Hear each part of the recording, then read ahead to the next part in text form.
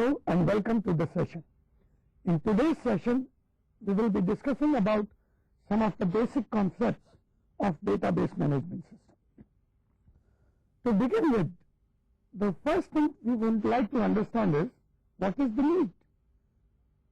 To understand the need, let us take an example. Suppose the university student information system is the one which we are concerned with, okay? And it keeps one file at the TLCs, the student files. It keeps one file at the School of Computer and Information Science. The file which is available at TLC, it might be utilized for different purposes. Similarly, the School of Computer Science file might be utilized for different purpose. And finally, it keeps a file at student registration and evaluation division. So, a typical system, a typical file management system, where three files are being kept about your information, and all of them may be storing at least some basic common data and some may be dissimilar data. Now, what kind of application we would like to put to that particular data?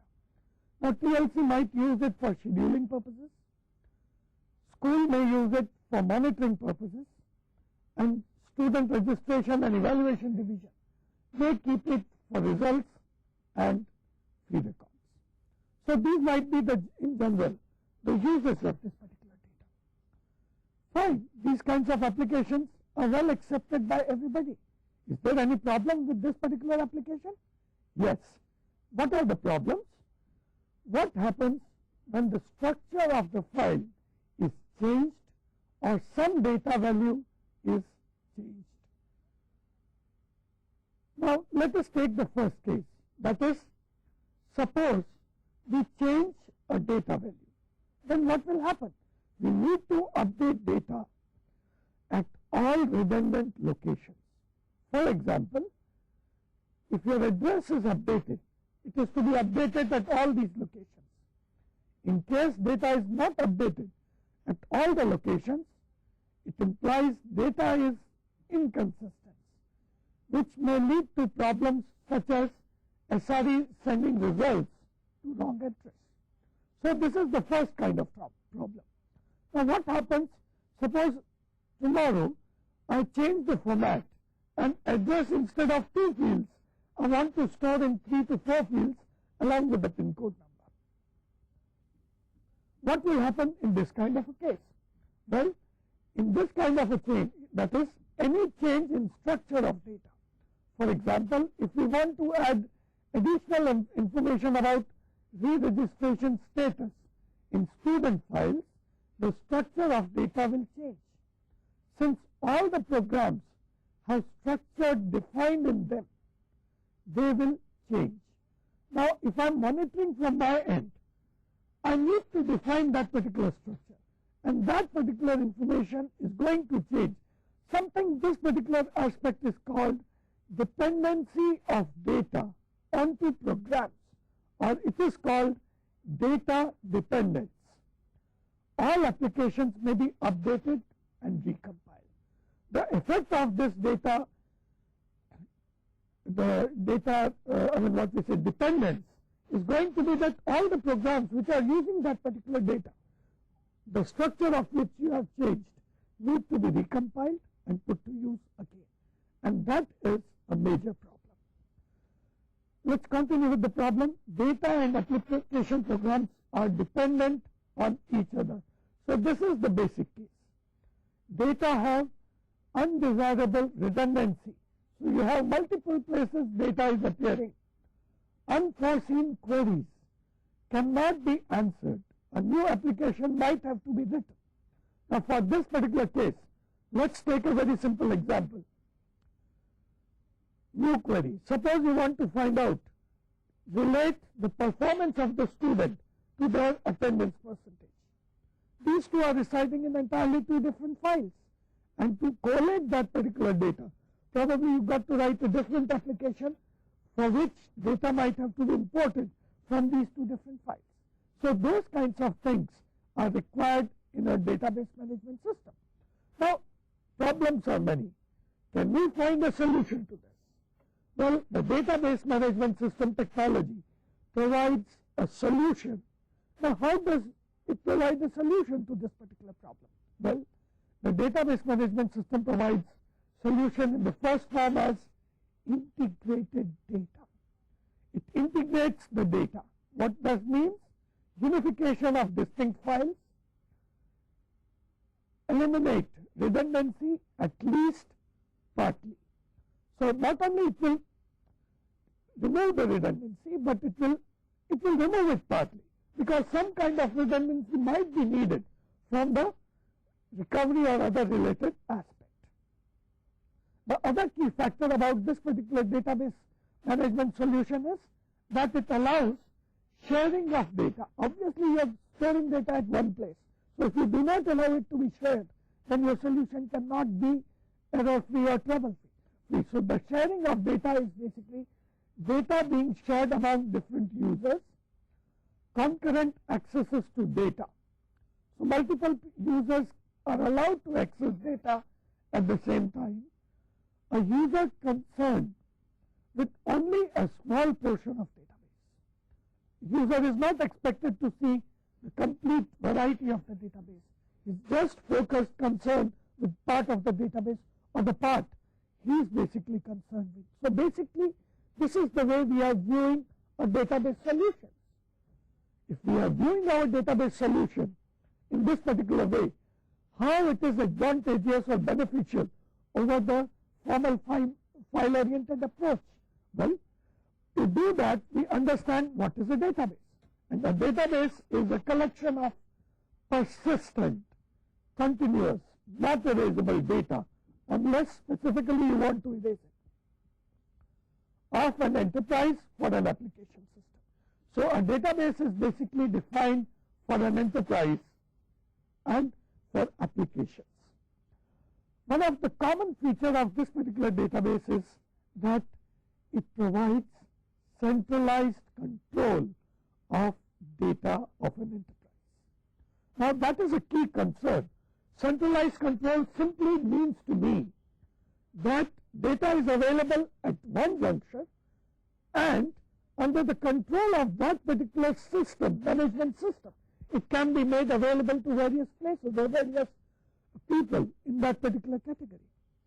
And in this particular category, what you can see that you will have lots of controls onto the data, that only control data can be made available to specific users. That in fact are one of the major advantages of database management system. But this centralized control actually leads to lot many other benefits. These may be, number one itself is sharing of data, possible in existing and even new applications, may satisfy requirements of new application without addition of any more data. So the data available, as I told you about the student performance relating to attendance. Now data is available.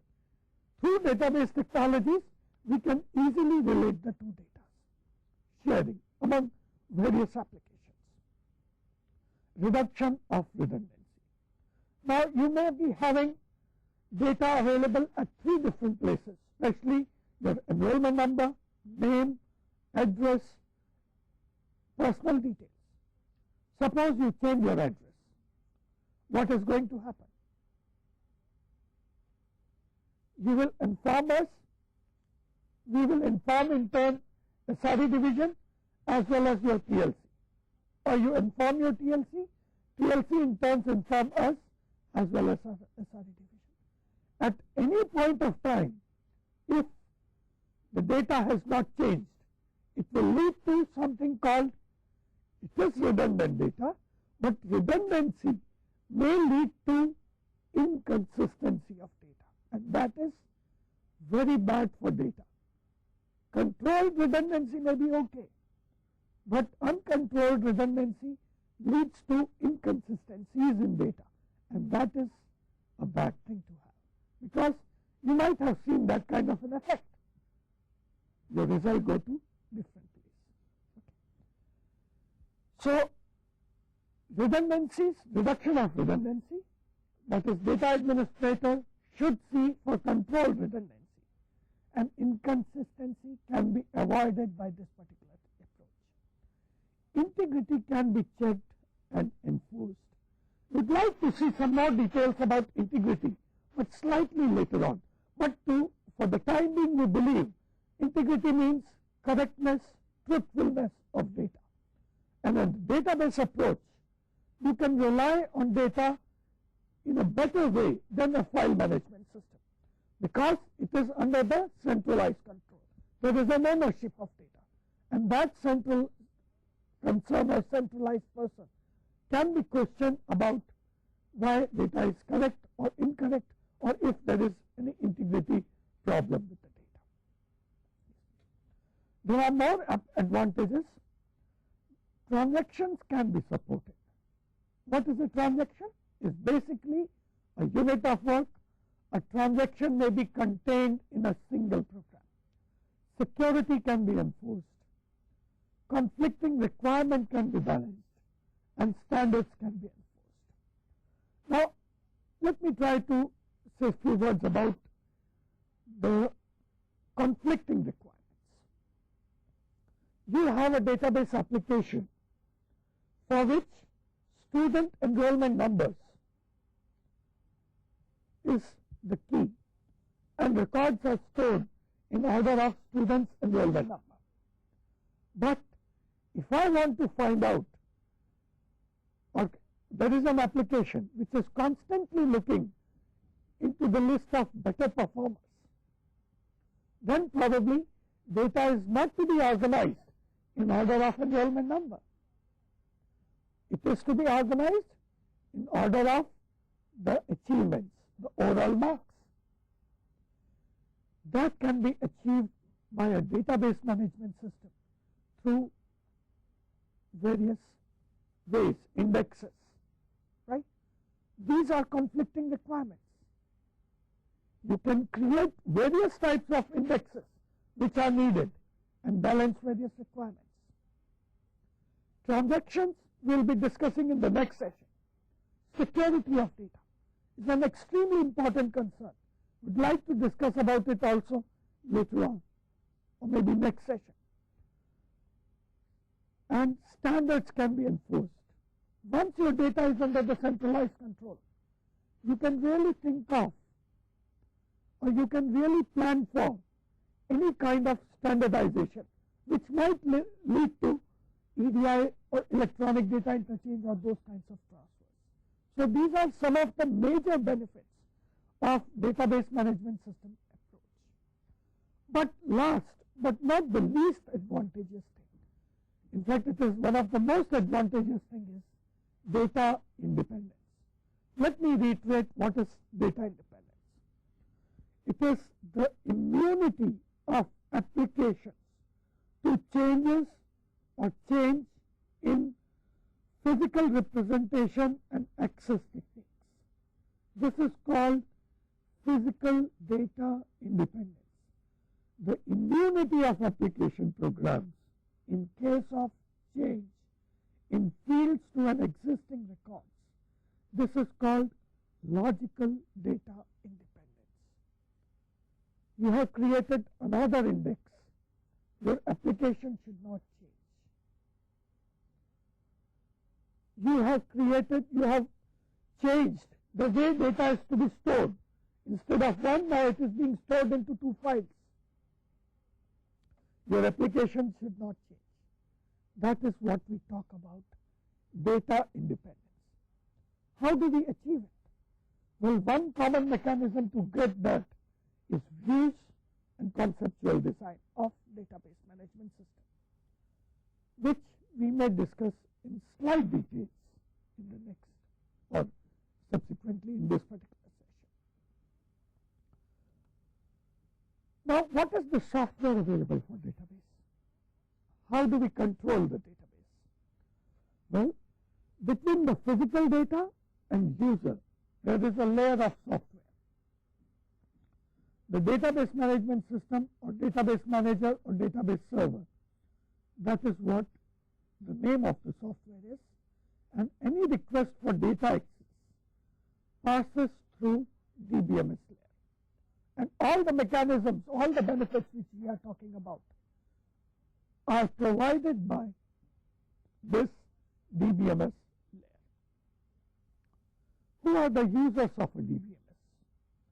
The first kind of a users may be the application programmers, who are the people who write database application programs in C++, Java or 4GL with the help of something we call embedded languages. These embedded languages in fact are beyond the scope of this particular course. Make SQL based results requests to DBMS through programs. So this is the second thing they can do. SQL is the structured query language, which basically is the standard query language for database management system, can create conventional batch programs or online applications. So these are the people in fact who will create applications for general users in the form of menus, in the form of controls, so that for a general wave user, these database applications are further hidden under a broad application. Okay. Second kind of users can be the end users, who interacts with DBMS from online terminals through online applications. These online applications are written by application programmers or directly through the DBMS interface. So they are allowed to interact with DBMS interface also. Interacts through command-driven interfaces of query languages, more flexible but requires IT expertise. They are allowed to, but normally they are not, they are not skilled workers, so they may face some kind of problems over here. However, as they gain experience, you will find they would also like to create their own queries, more and more different kind of queries. So that's how they can interact with the database management system. Finally, we have database administrator. Now, data administrator makes the strategies and policies decisions relating or regarding the data of an enterprise. So it is an enterprise data administrator. Database administrator implements whatever decisions which have been taken technically by the data manager. So this is the basic relationship between data manager and database manager. What are the functions of database administrator?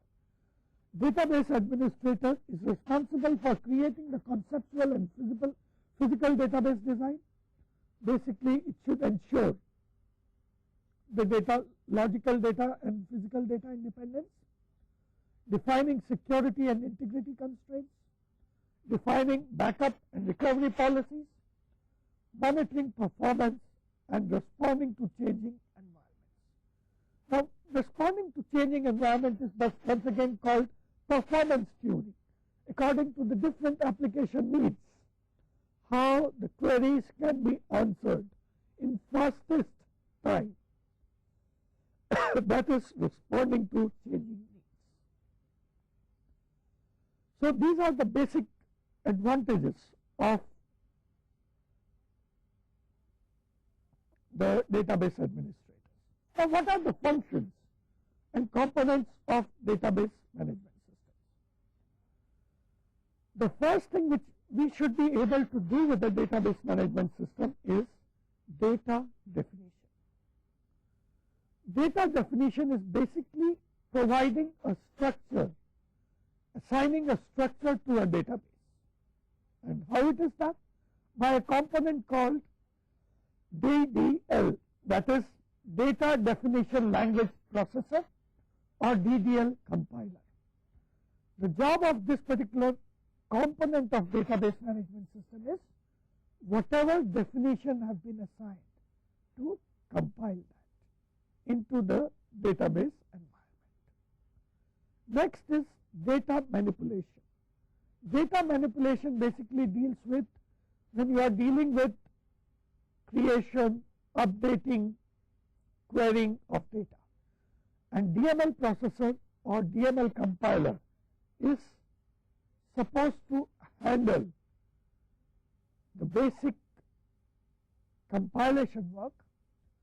For unplanned requests, what you have is query language processor, which basically will give you structured, like compilation of allow you to write your queries in SQL. The next component or next task of DBMS is optimization and execution. For that, what you need is the database runtime manager, and the objective of database runtime manager is interaction with file manager, integrity enforcement, and security enforcement. So these are the basic tasks of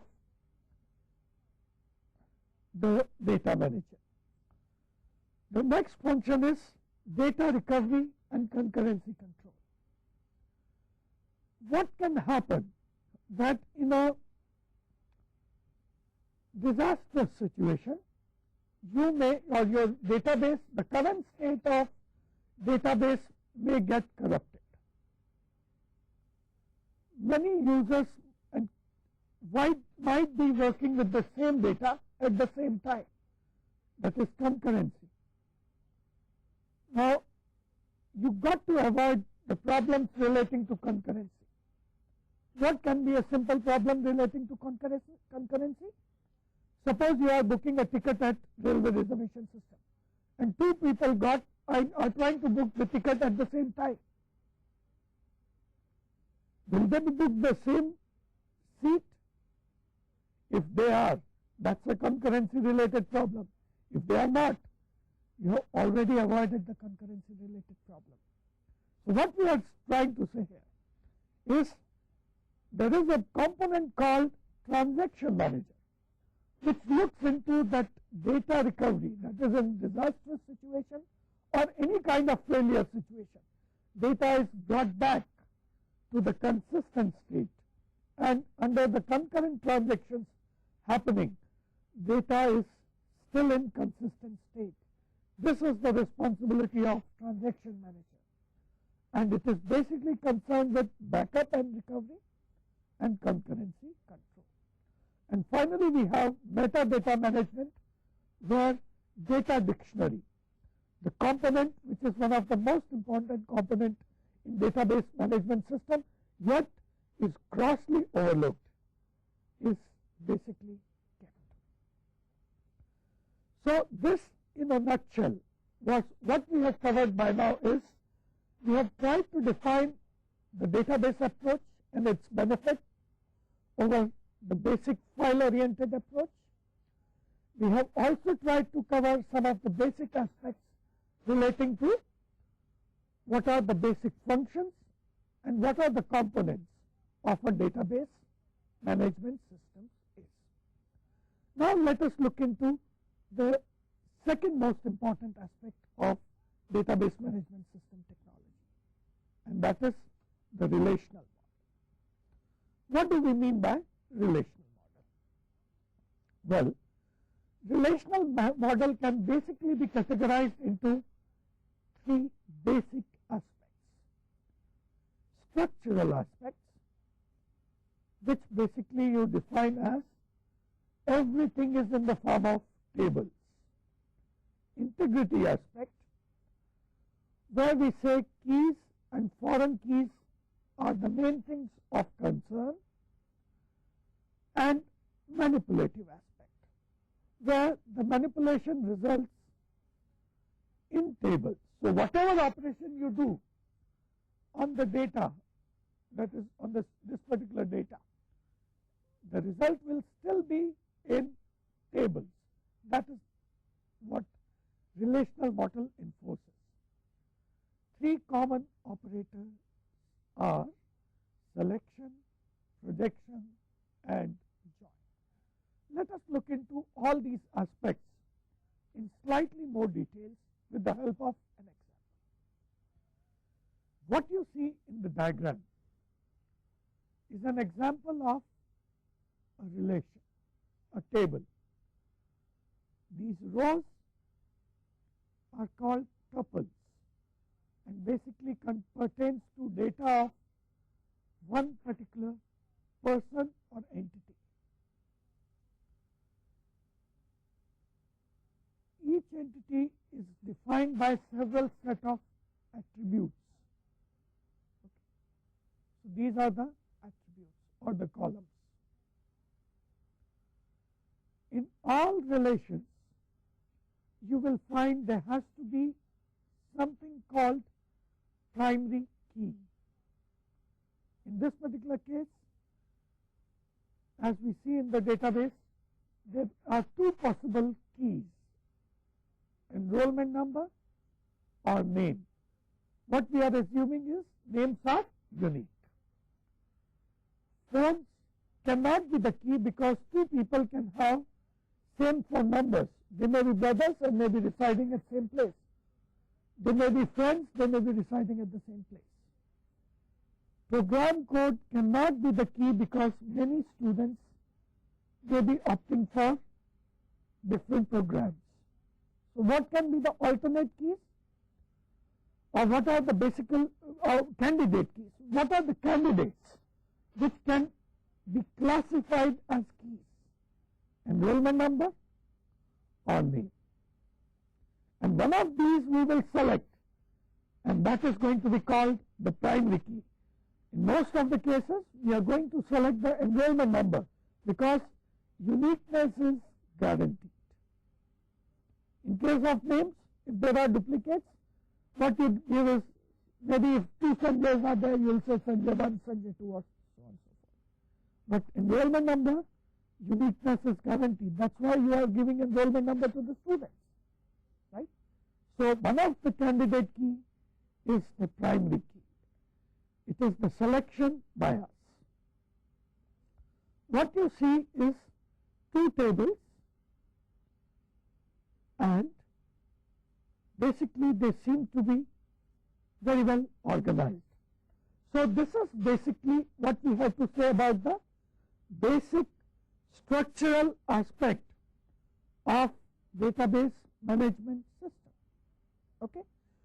Now what can be the other aspects? We have two more aspects. But before we go to integrity aspects, let's look into how we can manipulate these tables. So we have two tables. Now the first operation is restrict. What does restrict or selection will do? One of the things is find out ADIT, all the ADIT students. So out of the table of 3 which you had, all the ADIT students' data will be listed. And the selection is on the basis of your P code. So what you can do through restrict operation, instead of the complete table, you can see a part of the table that satisfies a particular criteria. The second thing is called project operation. And what we do, a complete table can be projected on specific fields only. Instead of seeing the whole table, we can see only the limited portion of the table, column wise, limited number of columns. Okay. So P code and fee, what you see is just 2 columns. We are just wanting to know what is the fee of various programs, and that's how we can get into this particular operation. Third, but the most important operation, which is most commonly used in most of the database management system operations. In fact, whenever you give a query involving multiple tables, you are forcing join to happen. Okay. Now what is join? Basically joining 2 tables together. That is your tables. If you what we had in our tables, we had the student details and program details. Now I want to club all that information into one table. I got to take join, and this is how the join table will be looking like. Program code, its name, duration, fee, enrollment number, age, name, phone, all that information will be displayed like this. Similarly, DIT and ADIT, all this information is being displayed in a single table. we have joined the two tables together. And that is the key as far as joining is concerned. What we see in joining, we are creating some redundant data. Some information within the table is getting repeated. And that is something which we will be talking later on when we will be talking about normalization. But let us go to the third aspect of database management system, and that is integrity. Now, what is integrity? Integrity is basically defined as accuracy or correctness of data in a database. Very simple definition, accuracy. Okay.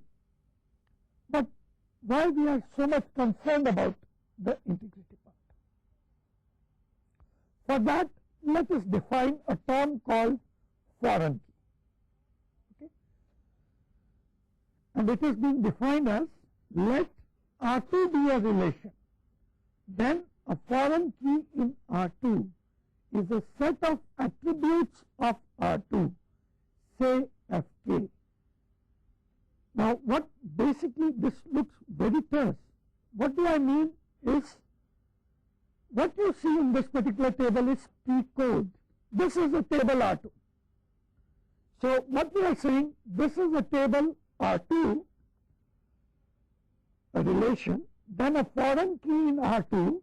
So, in that particular table, we are saying there is some foreign key called Fk, or set of attributes in R2, which is we are saying Fk, such that there exists a relation R1. So, which is the relation R1? We are talking about this particular relation R1. R1 and R2 not necessarily distinct, with the candidate key Ck. And for all times, each value of Fk in the current value of R2 is identical to the value of Ck in some tuple in the current value of R1. What we are trying to say here is, P code which is Fk, P code here is the Ck or the primary key, Pk in this particular case. For all values of this in this particular table, ADIT, there is a valid entry for ADIT. It can be mapped to this particular location. DIT can be mapped here. Once again, ADIT can be mapped here. Suppose by any chance MCA also appear in this particular case, then there is no valid correlation. That is a violation, right? And that is, in fact, that would have been a violation of foreign key rule, or something called integrity, referential integrity constraint. Let us define those things. Foreign key definition requires that every value of given foreign key appears as a value of matching candidate key. Converse is not a requirement. Converse means, in this particular case, the case which we had, DIT, ADIT, if we have MCA as another field over here, that is allowed. So, converse is not a requirement. A foreign key is simple or composite. In our case, it is simple because it is consisting of one attribute only, but it can be a composite key. However, each attribute of a given foreign key must have a same name. We saw it was P code, and type as the corresponding component of the matching candidate key. We saw that we had this kind of a property appear. So, what is referential integrity after going through the foreign key details? Foreign key is a reference, matching candidate key is referenced. P code in the first table was a reference. and in the table where they were detailed is referenced. What is the referential constraint? A value of foreign key must match the referenced candidate key. Okay, the example I gave, that in case we have an MCA in the first table and not in the second table, then it won't match. Referencing relation have foreign key. The first table was referencing relation, and referenced relation have candidate key. The second table was referenced relation. So in a nutshell, what referential integrity tries to ensure that whatever data which has been put into the foreign key or the referencing relation is available in the referenced relation. What do I mean to say in this particular term? For example, you have been allocated the TLC, let's say 00, 0, 8, 9, 10, whatever. That code need to be defined in some table separately, must exist in that particular table. If it does not exist, then the code which has been allocated to you, TLC code, have no meaning. That is the logical meaning of referential integrity. How do we represent all these things? Using SQL. Let us look into with the help of an example, where we can see the first thing is create table. So you are basically talking about the structure. Supplier part, supplier number. Over here, this is a domain name, supplier number, which is shown as not null. However, it can be easily integer or character. Similarly, part number has a domain part number, which will be of the type automatically integer, character, or whatever else. We are saying the constraints that both these values should not be null. Quantity, once again, is not null type. Primary key to the relation, supplier number alone cannot become a primary key, as well as part number. For a given supplier, a given part number, there is a given quantity. Okay? So supplier number and part number both form the composite primary key to this particular relation, whose structure is supplier number, part number, and quantity. Foreign key in this particular case, it may be referencing another table where supplier numbers are detailed. Which supplier? Supplier number detailed. Supplier number, his name, address might have been detailed. Okay? So foreign key, the first foreign key is supplier number, which references a table called suppliers, and these are some of the things on delete cascade, on update cascade. So if anything you do with any supplier number in the referenced table, if you delete a supplier, his data should also get deleted in this particular table. That's what this delete cascade means. Update cascade means any updation in supplier number in the referenced relation should do updation in this particular table automatically. Cascade effect should be propagated. Similarly, the foreign key part number is being defined in this particular case. There may be additional constraint of the type that quantity should be more than 0 and quantity should be less than 5,000, which is just on a particular field. So this is integrity constraint for quantity only, that we don't assume that quantity will be less than 0, and we don't expect quantity to be more than 5,000. So these are some of the basic things which you have in relational. Now let let us talk about one of the most important concepts when you deal with relational database management systems. And that concept is called normalization. But the first thing first, why do we normalize? What is the need of normalization?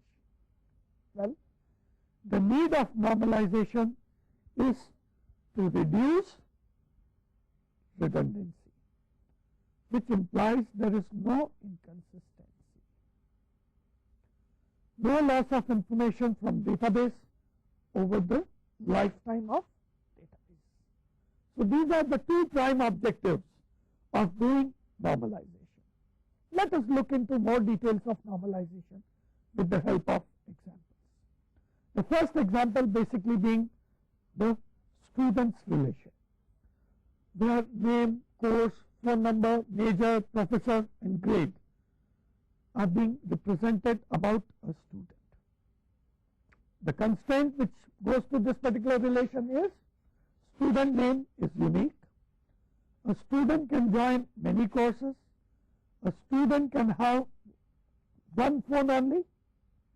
A student can take major in one subject. A student is taught by one professor. One grade is given to a student for a particular course. What is the significance of this constraint? Well, we would like to see the significance, but let us look into how a table of this kind may look like, the student table. Well, student called Rohit, he takes this particular course, his phone number is this, he has taken a major in computer science, his professor is Rajat, and he has got a grade A. You see, Rohit is repeated somewhere later also, because he can take another course, CS 328. His phone number remains unchanged. His major is still computer science, remains unchanged because only one major can be opted by him. Only one teacher can teach him that particular course, like that. So information is available. Similarly, Martin, Rohit is appearing again with the third course, and so on and so forth. And two of the students have not got the grades because they are continuing, they are doing this particular courses at present. Now, is there a problem? Is there any problem with this particular table? Well, there are many problems with this particular table. The first problem is there is redundancy within the table. How do we say redundancy within the table? Rohit. If I say Rohit, his phone number and his major should get fixed automatically, but then they are getting repeated. You see, Rohit is there, once again his roll number, phone number and major are repeated. Rohit is there again, same phone number, same major. That is redundancy related problem. The second is update anomalies. What do we mean by update anomaly? Now, what can happen if I want to change the phone number of Rohit? I need to give 3 different commands maybe, or something called replace all, or those kinds of commands. And if I don't give those kinds of commands, I will get different phone numbers for Rohit.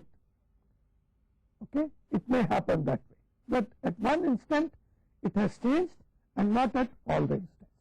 Insertion anomalies. What can happen is, suppose CS, okay, suppose I want to launch another course called CS 305, which is not there. But that data cannot be entered. Name is one of the primary keys. Name may be name with course, may be the primary key in this particular case. We would like to see it slightly later, but the basic question here is, if I want to add another course, I cannot add that course, that is CS CS305 till some student opts for it. The information that CS305 is on offer by, let's say, XYZ professor cannot be entered in this particular database. I cannot insert that data till some student opts for that particular course. That is called insertion anomaly. And finally, deletion anomalies. Now, what is deletion anomaly? Suppose Rohit wants to drop the course CS492 and Cross is teaching that particular course. The information that CS492 is on offer by Mr. Cross will be deleted as soon as Rohit drops CS492. That means this particular tuple is deleted. So what we are saying in nutshell, within the tables we have multiple problems, right? That is where the need is for the normalization. Now, if I want to talk about normalization, I got to talk about the functional dependence. What is functional dependence? If these are constraints on legal relations, the constraints which we spelled out in English are actually functional dependence. They express facts about the enterprise that we are modeling within the database. So they are nothing but expression of facts. Let us look into the relations which we were talking about and the diagram, functional dependency diagram for that particular table. So what we have, name are unique.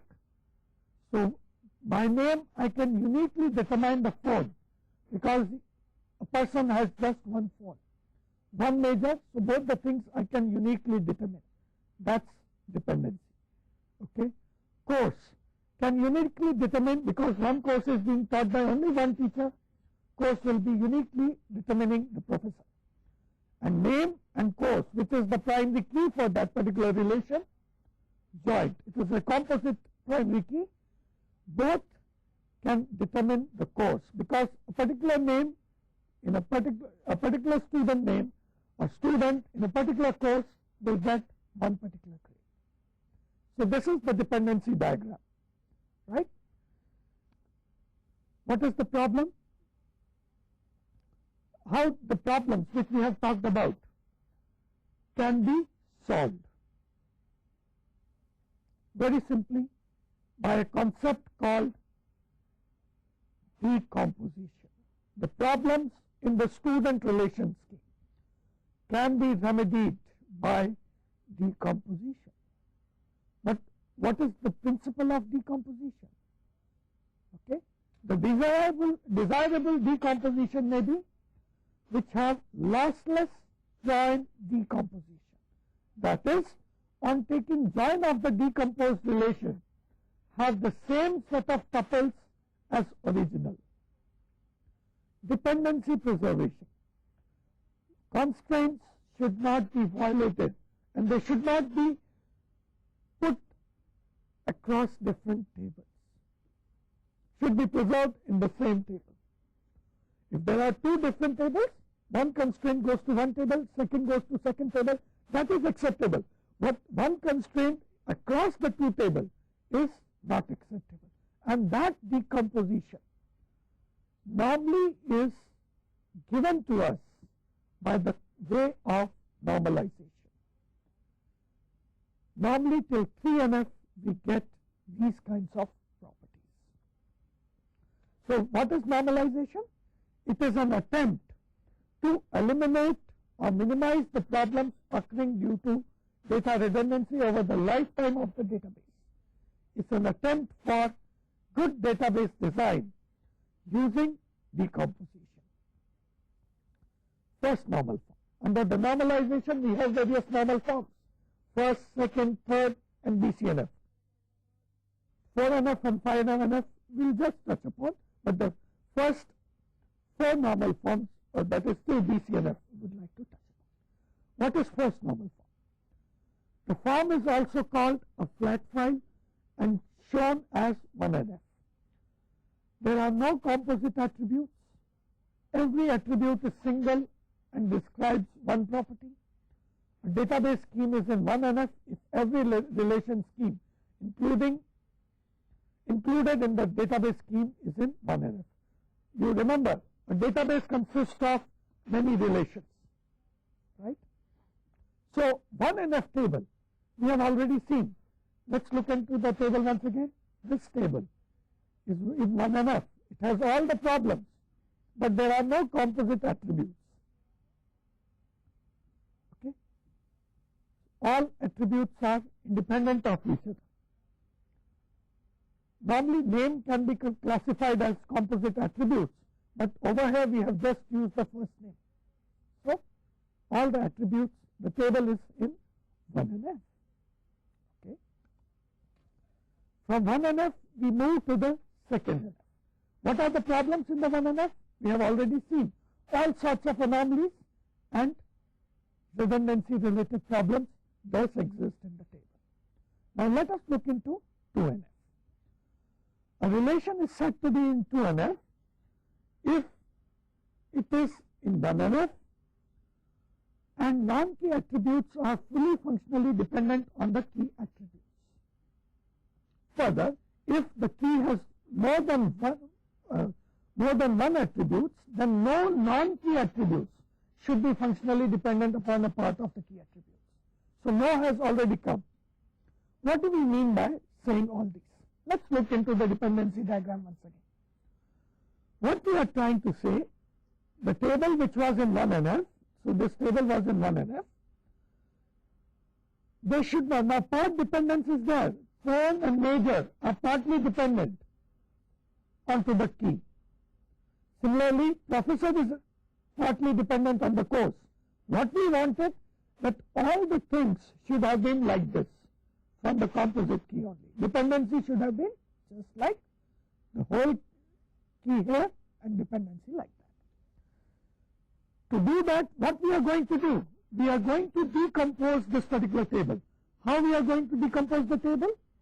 We will take these three as one table, these two as second table, and this, and this as the third table, as what it is.